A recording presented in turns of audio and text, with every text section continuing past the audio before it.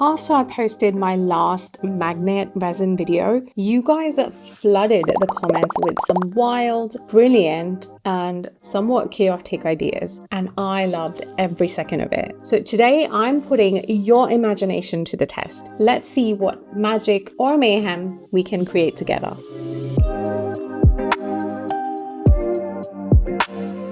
Ethereal and Apollonial, you clever beans suggested that I should have been working on a plastic tray instead of a metal tray because science. It's like a law of physics. So on the fresh set of this experiment, we're gonna start with plastic and we're gonna ditch the metal. Our first idea is coming in strong. It's by STI Custom and it is to use iron fillings in clear resin to make some magnet blooms. Brilliant. Or is it?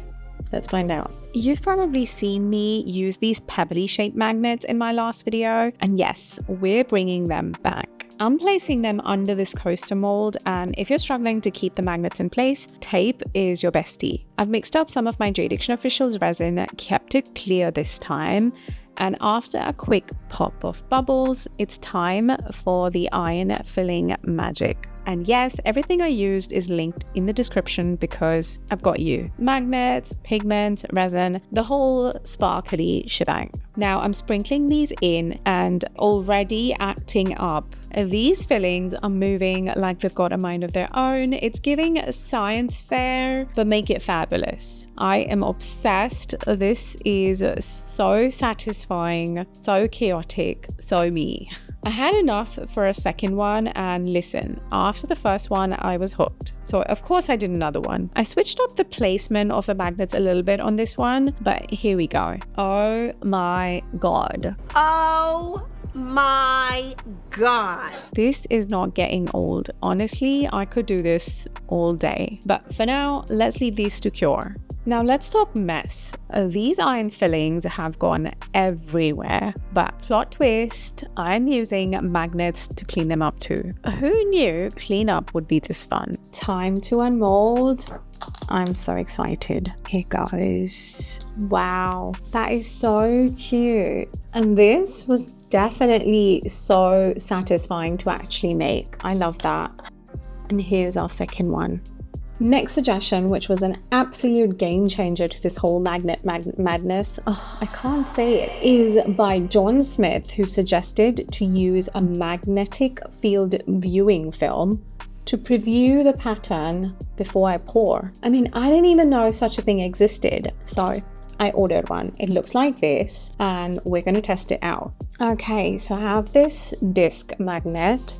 I'm gonna place this down and see what happens when we place this on top. Wait, what? Okay, mind blown. John Smith, you are a genius. Absolute genius. That is gorgeous. So basically, this tells me what sort of effect I can expect from this kind of a magnet because it shows me the field. Mind blown. I'm having a little moment. Okay, we have to try this with other shapes. So then we have this, like these ball beady magnets. So let's put these down. Let's put them down like this. So cool. What happens if I do this? Oh my God, I love that. This is a game changer. So if I put them like that. Cool. Okay, fun. So fun. So this is definitely going to come in handy as we go further. Next suggestion is by Maggie Oram, who suggested place 2 powerful magnets on opposite sides for an optimal visual result. I think I have just the magnets for that. I feel like we can use these 2. These are no joke. But I feel like we can combine another suggestion when we do this test, and I think I'm going to choose Amy Davis, who suggested use multiple pigment colors in a single pour to see if one gets pulled through another. Let's do it. Some of you also suggested placing the magnets a little apart instead of bunching them together. So I've placed them on opposite ends, checked them on the viewing film, and honestly, I love the look. So I think it might be interesting to see how the pigments react with this setup. I've popped the tray down. These are from Resin Detra, and I actually want to talk about this because Helena, who is the owner of Resin Detra, has just had a baby prematurely and they're both in the hospital right now. So Resin fam, I want all of us to send her and the baby good energy and healing vibes and pray that they're all healthy and back home soon. I've mixed up 3 colors, spritz a little isopropyl alcohol to keep the bubbles at bay, and here we go.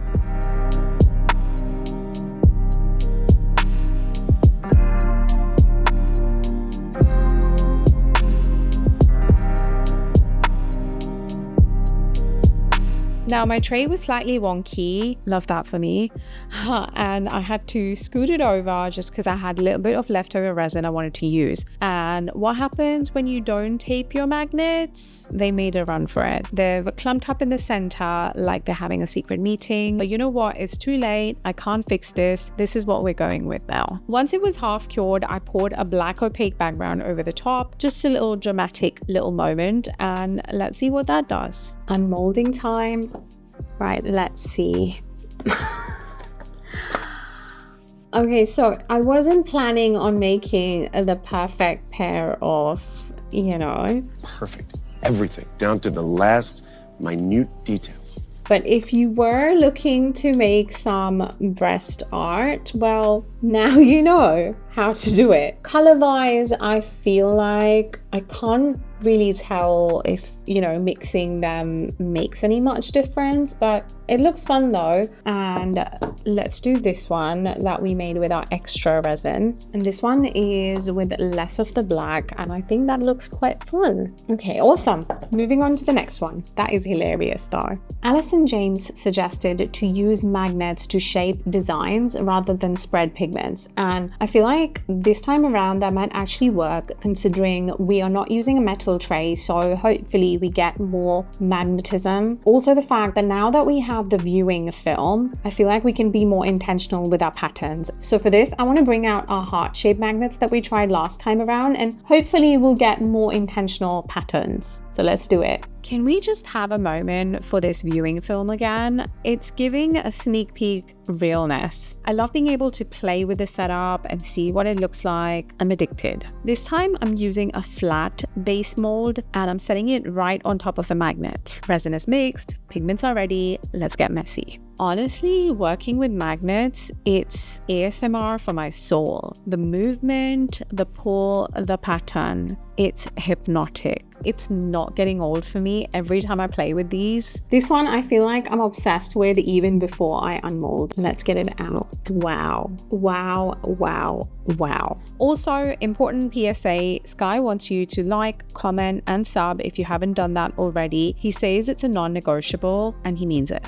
Karen Peters, I love where you're going with this. You suggested use regular pigment with magnetic ones to see the reaction. I'm all for it. Next up, the big ring magnet. I'm placing this underneath this tray mold and I've mixed 2 tints and 1 magnetic pigment. I poured them in and boom. And boom! You can already see that ring in the middle showing up. Of course, I thought let's get a little spicy, so I decided to hover around like the big ring magnet on top and see what we get. And yes, there were effects, kind of, but because my resin is still fresh and runny, they probably won't stick around. So pro tip, wait until your resin is a little thicker if you want to lock in those magnet moves. I love the colors on this. Let's get it out. I love that effect. It's giving iris. So if you were looking to make an eye, I feel like this effect with this magnet and magnetic and non-magnetic pigments would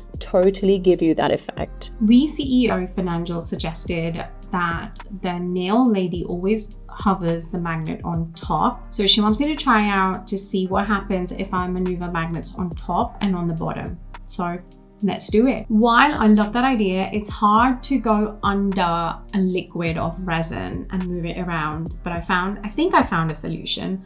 I came across this which is a game. I don't even know if the magnets on this are going to be strong enough for this, but let's find out if I can get it to open. So it's basically this thing with 2 magnets, and it obviously then creates a magnetic field between them. And I feel like if I can go over and under at the same time under the resin, then I might get some fun effects like you suggested. So let's give this a go. I've grabbed some acrylic blanks for this next one, and I've just made sure that it is thin enough to go between the magnets. And I've mixed up just 1 magnetic pigment for this one, pouring it on top, and it's chaos. It's fiddly, it's messy, and yes, I did get resin all over those magnets. Not much has happened though. It's quite subtle, nothing to shout out about, but I do have some leftovers, so I'm going to pull out this geode shaped blank, and this time I'm adding in some opaque black also along with the magnetic pigment, and again going in with round 2, hovering around, and let's see how these cure. Okay, this is how they turned out. I mean, this one is literally not doing anything. I feel like I suspected, the magnets weren't strong enough. However, I feel like that's because the resin was still quite fresh. So if you wanted the effects to stay, I suppose let your resin thicken up a bit and maybe you'll get better results than this. But even still, I feel like the magnets just weren't strong enough. This one, on the other hand, is definitely a bit better. I do like some of the effects, but like I said, it's just a toy, that one. So the magnets probably weren't strong enough to get anything entirely magical. Next up, Diav suggested to try 2 different types of magnets underneath for mixed effect. So let's do it. I'm using the ring magnet again, added some heart-shaped ones around it, and viewed the layout through the film. That film is honestly such a lifesaver. I could tell straight away when one of the magnets wasn't strong enough, and I was able to swap it out.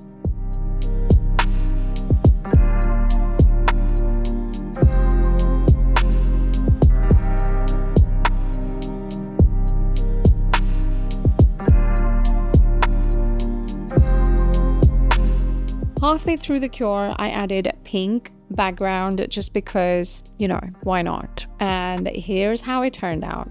Honestly, the heart magnets didn't really do much. Maybe the ring was overpowering, or maybe the fields cancelled each other out. No idea, but I know one of you science babies is going to drop in the answer in the comments. So yeah, not the best result, but still fun to try. And that's a wrap on today's magnet mayhem.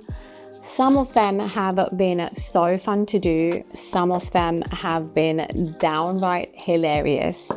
Some have so much more future potential. Some were debatable. Some were simply amazing. Honestly, I think we've barely touched the surface. You guys have so many more wild suggestions in there, such as layering and changing the types of magnets we've been using. So I am itching to try them all out. So if you want the magnet mayhem to continue, hit that like button, and I shall see you in the next one. Bye. If you've enjoyed this video, YouTube thinks you will like these 2, so go check them out.